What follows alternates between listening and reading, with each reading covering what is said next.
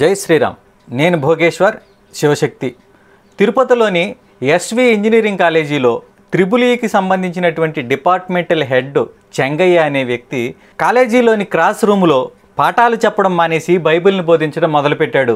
హిందూ దేవీ దేవతల్ని దూషించడం, నేను హైందవుల నుంచే వచ్చాను, వినాయకుడి బొమ్మలు తయారు చేశాను అని చెప్పడం, ఆ దేవుళ్ళు ఏమీ చేయలేకపోయారు అని చెప్పి హిందూ దేవీ దేవతల్ని దూషించడమే కాకుండా అతను ప్రతిరోజు అక్కడ ఉన్నటువంటి ఫ్యాకల్టీస్ కూడా మతం మార్చడానికి ప్రయత్నం చేశాడని తీవ్రమైన ఆరోపణలు వస్తున్నాయి. అయితే దానికి సంబంధించినటువంటి ఆధారాలు పిల్లలు అనేకం సేకరించారు. కాలేజీలో చదువుతున్నటువంటి పిల్లలు ఆడియో రికార్డ్ చేసి మరీ పంపించారు. పిల్లలు రికార్డ్ చేసినటువంటి ఆ ఆడియో క్లిప్పులో మన దేవీ దేవతల్ని ఎలా దూషిస్తున్నాడో ఒక 2 minutes ప్లే చేస్తాను, అది కూడా వినండి. మళ్ళీ వచ్చేటప్పుడు మాత్రం ఇంత భక్తో ప్రసాదం తీసుకుని ఎంత శుభ్రంగా శనివారం వచ్చేటప్పుడు పనిచేసేవాడు ఒక్కడు లేడు. అర్థమవుతుందా? ఒక్కడంటే ప్రిన్సిపల్ ఆఫీసర్, సార్ పూజకి టైం అయింది సార్, పూజకి టైం అయింది సార్.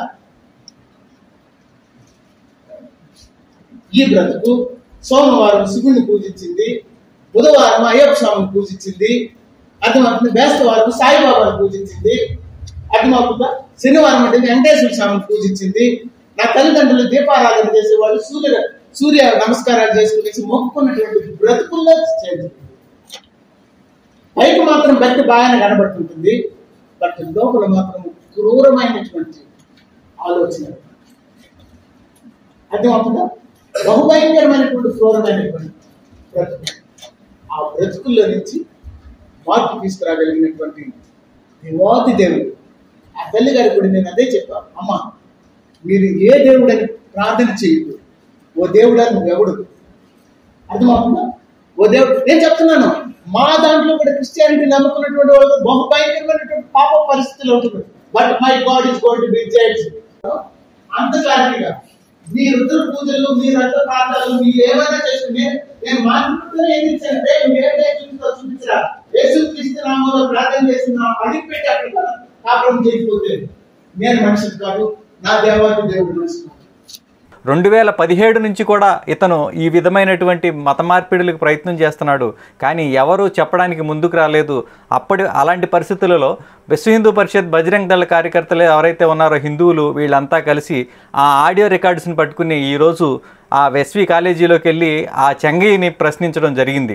అసలు తిరుపతిలో వెంకటేశ్వర స్వామికి సంబంధించినటువంటి కాలేజీలో నువ్వు అన్యమత ప్రచారం ఎలా చేస్తున్నావు అంటే దానికి సమాధానం చెప్పకుండా అతను తన జీవితంలో జరిగినటువంటి ఆ యేసుక్రీస్తు సాక్ష్యం అంటారు కదా, ఈ సాక్ష్యాన్ని చెప్పడం మొదలు పెడుతున్నాడు. ఒకసారి అది వినండి.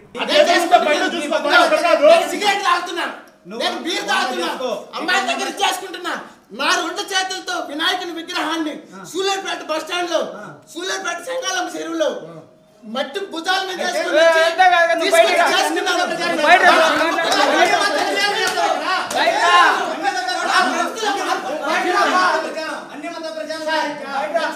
ఇలా తిక్క సమాధానాలు పిచ్చెక్కినోడికి మళ్ళీ చెప్పడమే కాకుండా అతని రూమ్ నిండా ఒక పాస్టర్ గదిలాగా తయారు చేశాడు. యేసుక్రీస్తు ఫోటోలు, బైబిల్లోనటువంటి సూక్తులు వగేరా క్రిస్టియానిటీకి సంబంధించినటువంటి సాహిత్య పుస్తకాలు ఇవన్నీ కూడా తన రూమ్ నిండా పెట్టుకున్నాడు. ఎండోమెంట్ డిపార్ట్మెంట్ నుంచి ఎలాంటి రాయితీలు పొందినా సరే, అంటే డబ్బు కానీ ఇతర ఏ రకమైనటువంటి సహాయ సహకారాలు పొందుతున్నటువంటి ఏ సంస్థలైనా సరే, అటు స్కూల్స్, కాలేజెస్, ఇతర సంస్థలు ఏవైనప్పటికీ కూడా అక్కడ అన్యమత ప్రచారం జరగకూడదని తమిళనాడు కోర్టు తీర్పునివ్వడం జరిగింది. ఇక్కడ మీరు ఒకటి అర్థం చేసుకోవాలి, అన్యమతము అంటే హిందుత్వం కానిది అని. అంటే అనఫిషియల్గా హిందుత్వం కానిదన్నీ కూడా అన్యమతాలకి సంబంధించినవే, హిందుత్వం మాత్రమే ఇక్కడ ఉండేది అని ఒక రకంగా చెప్పుకోవచ్చు. ఇక్కడ ఒక్క చోటనే ఇలా మత ప్రచారం జరిగిందా, ఇప్పుడే మన వాళ్ళు కళ్ళు తెరిచారా అని మీరు అనుకోవచ్చు. కాదు, ఇది ప్రతి కాలేజీలోనూ ఇలాంటి మతోన్మాదం తలకెక్కినటువంటి పిచ్చి వాళ్ళు చాలామంది ఉన్నారు. వాళ్ళకి పొద్దున లేచిన దగ్గర నుంచి సాయంత్రం వరకు జాంబీస్ లాగా ఎవరినో ఒకరిని కరవడం, వాడిని మతం మార్పిడి చేయడం, నేను ఒక ఆత్మని కాపాడానని చెప్పి పాస్టర్ దగ్గరికి వెళ్ళి గొప్పలు చెప్పుకోవడమే పనిగా పెట్టుకుని విధిగా పెట్టుకుని బతుకుతున్నటువంటి లుచ్చానాయాళ్ళు చాలామంది ఉన్నారు. వీళ్ళందరూ రెగ్యులర్గా మన వాళ్ళు చూస్తూనే ఉంటారు. కానీ మనం చిన్నప్పటి నుంచి వాళ్ళకి నూరిపోసినటువంటి పరమత సహనం, అన్ని మతాలు ఒక్కటే, అందరూ దేవుళ్ళు ఒకటే అనేటువంటి హిందువులకి నరనరాన జీర్ణించుకుపోయేలాగా అటు విద్యా వ్యవస్థలో నుంచి ఇటు ధార్మిక వ్యవస్థలో నుంచి పెద్దవాళ్ళ దగ్గర నుంచి కూడా మనం అన్ని మతాలు ఒకటేననేటువంటి సంకేతాలు పిల్లలకి నేర్పించడం ద్వారా దాన్ని మన దృష్టికి తీసుకురావట్లేదు. ఇప్పుడు ఏదైతే మన దృష్టికి వచ్చిందో ఆ దృష్టికి వచ్చిన తర్వాత ఎలాంటి చర్యలు తీసుకుంటున్నారో మన వాళ్ళు మీకు తెలుసు. కాబట్టి ఇక మీదటైనా సరే కాలేజీలో కానీ స్కూల్స్లో కానీ మీ పిల్లల్ని అడగండి, ఎరా మీ స్కూలులో కానీ మీ కాలేజీలో కానీ ఇలా అన్యమత ప్రచారం అంటే మన దేవుళ్ళు కాని వాళ్ళ గురించి ఏ టీచర్ అయినా మీతో చెబుతుందా? చెప్తే కనుక మీరు ఒకసారి ఏదైనా హిందూ సంస్థకు తెలియజేయండి, లేదా మీరే డైరెక్ట్గా వెళ్ళి ఆ మాస్టర్ని కానీ ప్రిన్సిపాల్ని కానీ ప్రశ్నించడం చేయండి. లేదా మాలాంటి హిందూ సంస్థలకి ఎవరికైనా చెప్పినట్టే విశ్వ హిందూ పరిషత్, బజరంగ్ దళ్, శివశక్తి, ఆర్ఎస్ఎస్ ఇలాగ అనేక రకాల సంస్థలు ఉన్నాయి. మీరు ఏ సంస్థకి చెప్పినప్పటికీ కూడా మేము వెళ్ళి వాళ్ళని ప్రశ్నించడం జరుగుతుంది, ఖచ్చితంగా దాన్ని ఎదుర్కోవడం జరుగుతుంది. విద్యను నేర్పిస్తామనేటువంటి నెపంతో తీసుకెళ్ళి కాలేజీల్లోనూ స్కూల్లోనూ కూర్చోబెట్టి ఈ మిషనరీ పాఠశాలలు మిషనరీ కాలేజీలు చేస్తున్నది ఏంటో కూడా మీ అందరికీ తెలుసు. కానీ ఎక్కడా కూడా బయటికి రాకుండా చాలా జాగ్రత్తగా చాలా టాక్టీస్గా ఈ మత ప్రచారం అనేది జరుగుతూనే ఉంది.